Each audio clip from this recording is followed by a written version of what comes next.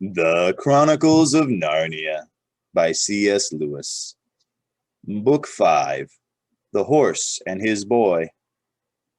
Chapter 12. Shasta in Narnia. Was it all a dream? Wondered Shasta. But it couldn't have been a dream, for there in the grass before him he saw the deep, large print of the lion's front right paw. It took one's breath away to think of the weight that could make a footprint like that. But there was something more remarkable than the size about it. As he looked at it, water had already filled the bottom of it. Soon it was full to the brim, and then overflowing, and a little stream was running downhill past him over the grass. Shasta stooped and drank, a very long drink, and then dipped his face in and splashed his head. It was extremely cold and clear as glass, and refreshed him very much. After that he stood up, shaking the water out of his ears and flinging the wet hair back from his forehead, and began to take stock of his surroundings. Apparently it was still very early morning. The sun had only just risen, and it had risen out of the forest, which he saw low down and far away on his right. The country which he was looking at was absolutely new to him. It was a green valley land dotted with trees, through which he caught the gleam of a river that wound away roughly to the northwest. On the far side of the valley there were high and even rocky hills, but they were lower than the mountains than he had seen yesterday. Then he began to guess where he was. He turned and looked behind him and saw that the slope on which he was standing belonged to a range of far higher mountains. I see, said Shasta to himself. Those are the big mountains between Archenland and Narnia. I was on the other side of them yesterday. I must have come a long way and come through the pass at night. What luck that I hit it! At least, it wasn't luck at all, really. It was him. And now I'm in Narnia. He turned and unsaddled his horse and took off its bridle. Though you are a perfectly horrid horse, he said. It took no notice of this remark and immediately began eating grass. That horse had a very low opinion of Shasta. I wish I could eat grass, thought Shasta. It's no good going back to Anvard. It'll all be besieged. I'd better get lower down into the valley and see if I can get anything to eat.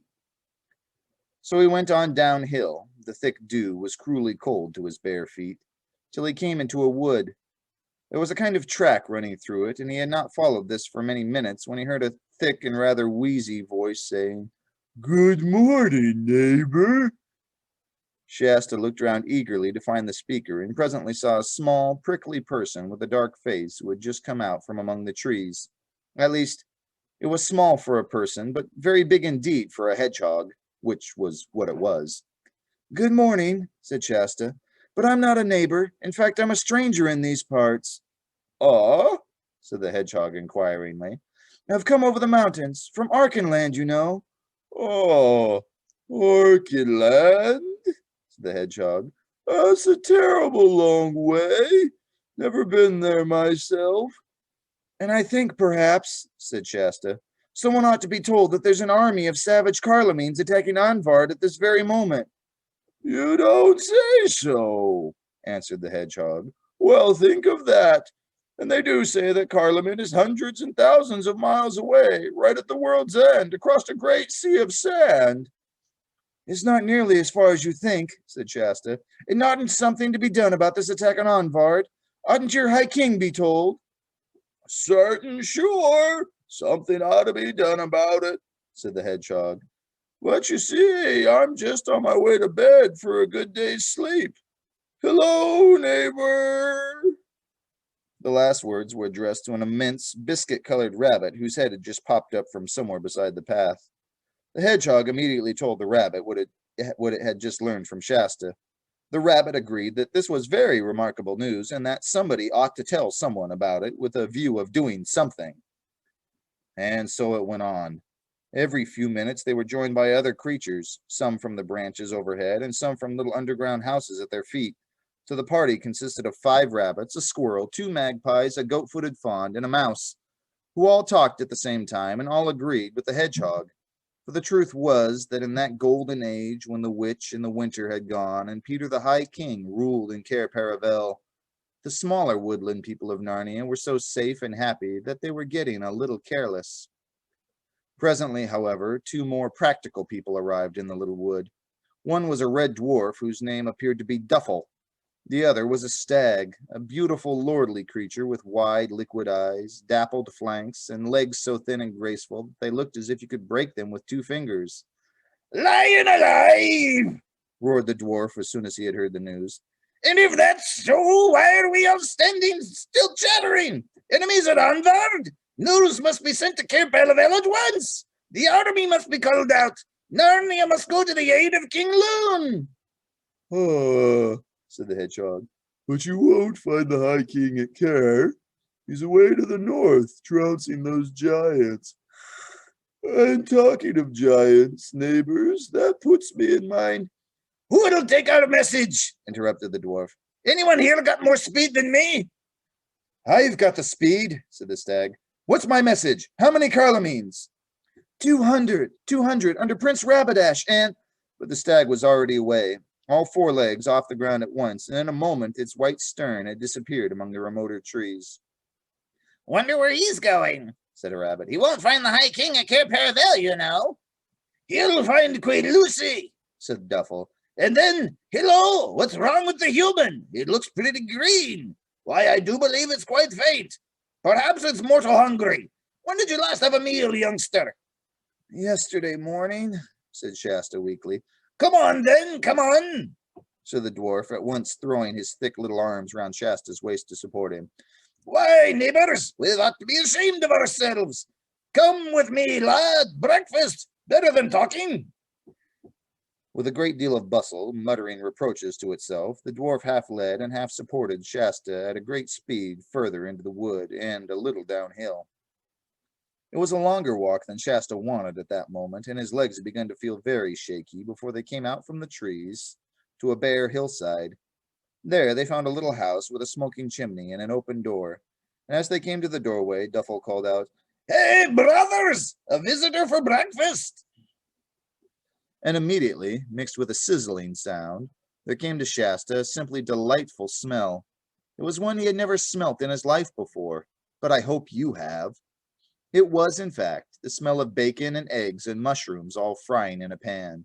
"Mind your head, lad," said Duffel, a moment too late, for Shasta had already bashed his forehead against the low lintel of the door. "Now," continued the dwarf, "sit you down.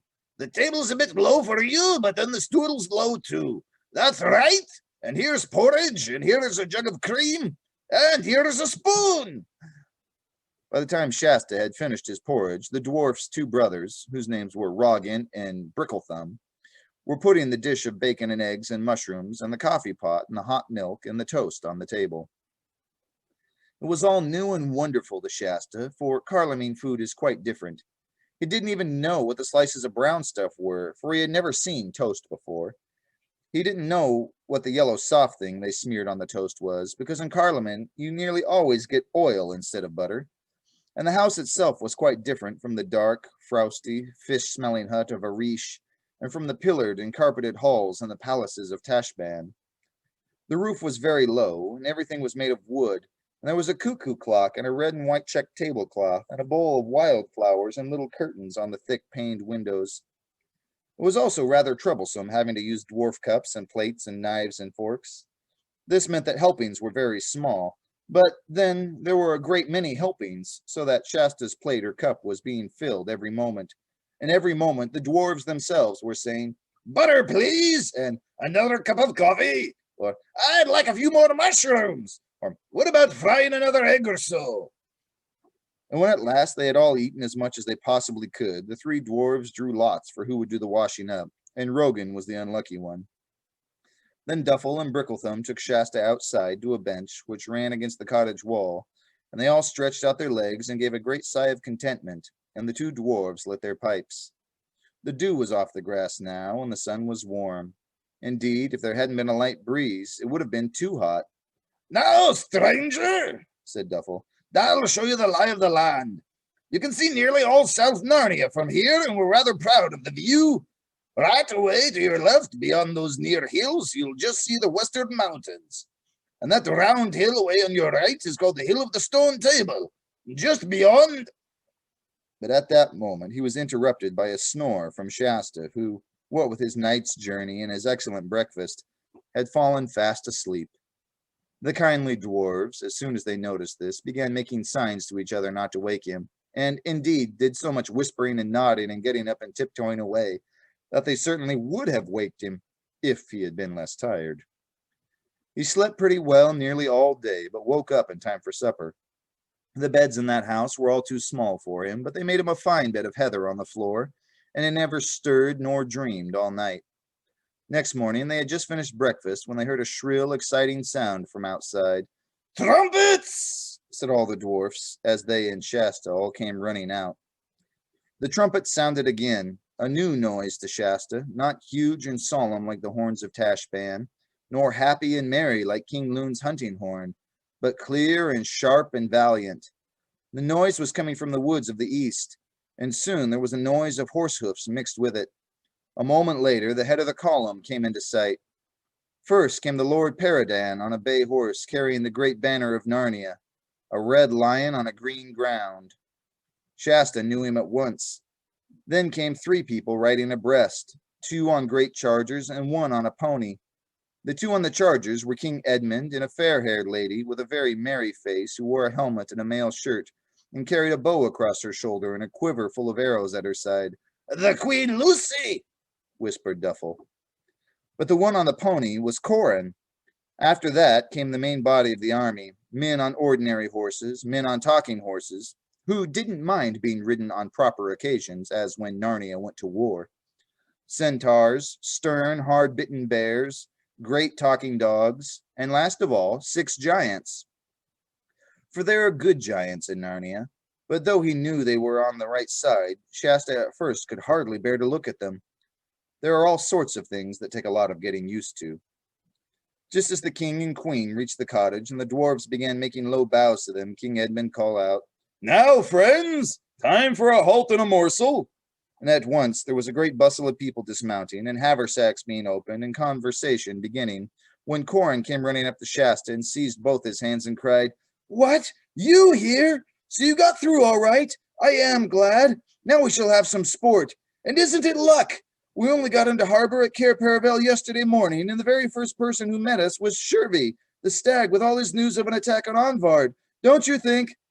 "Who is your highness's friend?" said King Edmund, who had just got off his horse. "Don't you see, sire?" said Corin. "It's my double, the boy you mistook me for at Tashban." "Why, so he is your double," exclaimed Queen Lucy, "as like as 2 twins. This is a marvelous thing."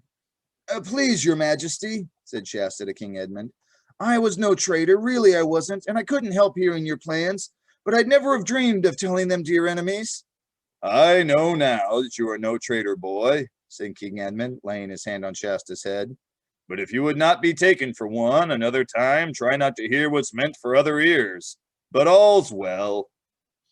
After that, there was so much bustle and talk and coming and going that Shasta for a few minutes lost sight of Corin and Edmund and Lucy.